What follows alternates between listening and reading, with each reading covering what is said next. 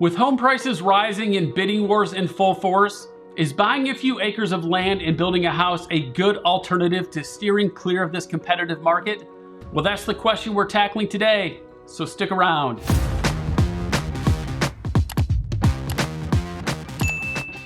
Welcome back to my channel. My name is Brian Taylor and I'm the owner of Dreamline Realty in Charlotte, North Carolina. When COVID hit and working from home became the norm, the lifestyles of many families have changed dramatically.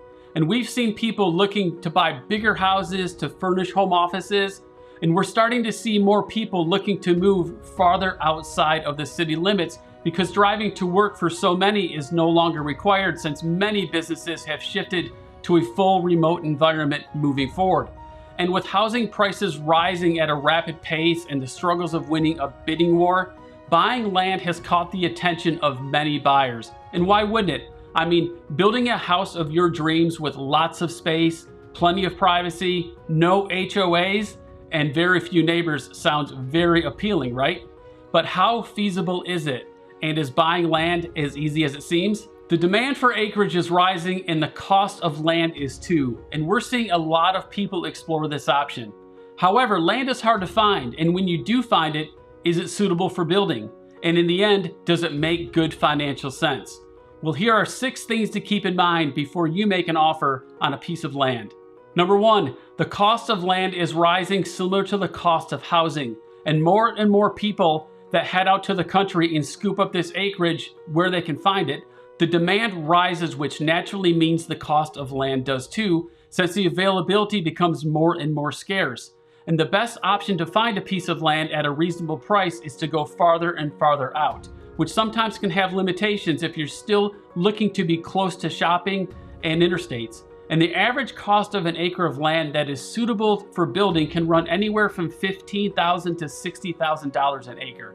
And we're seeing these costs continue to go up. Number 2, lumber costs have tripled in the past 2 years, so building that house of your dreams can get very pricey. That 3,000 square foot ranch that somebody wanted to build 2 years ago will now cost them $75,000 to $100,000 more to build that home today. Number 3, just because you find land doesn't mean it's suitable to build a house on. What I mean is this: most acreage in the country is not connected to city sewer and city water systems. So to build a house, you'll need to install a septic system and a well. But to install a septic system that functions correctly, that land has to perk. And that word is short for percolation. And that means that a soil scientist will need to evaluate and test the soil to determine the water absorption rate. And in North Carolina, where we have a lot of clay, the soil may be too thick or too clumpy to allow enough water absorption. And the best soils will be the ones that have high levels of sand and gravel content. And in many cases, the landowners have not done a perk test. So if you're purchasing a piece of land, the expense of having that perk test done will be yours. And that'll be something that you're gonna wanna do during the due diligence period. And only after the perk test is completed will you know if the land meets your requirements. And that's why making an offer on land, you should really do that with as small of a due diligence fee as you possibly can, because the risk and expense of that perk test will fall on you.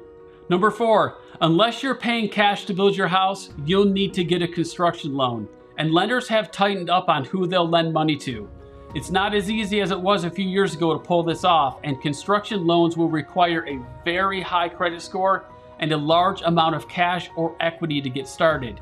Meaning, the lender will either require that the land is paid off in full, or they'll need to verify that you have at least 20% of the construction costs in liquid cash before they'll get started. Now, every lender is somewhat different, but generally that is the rule of thumb. Number 5, you'll need to hire an architect to draw up your house plans, and you need to find a general contractor to build the house. And the lender's gonna need to see all of these drawings and floor plans before they will proceed with a construction loan. So you're gonna need to get all of this done well in advance before getting started. And an architect to do this type of work can range anywhere from $5,000 to $20,000 depending on the size of what you're building. Number 6 is to be patient through the process. Building a home from the ground up will not be a fast process.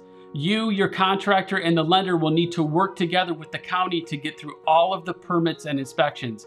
And from start to finish, I'd leave room for at least 12 to 18 months. With all that said, finding land and building your dream home could very likely be a great option if you're willing to put in the time, the effort, and you have the patience to get through the process.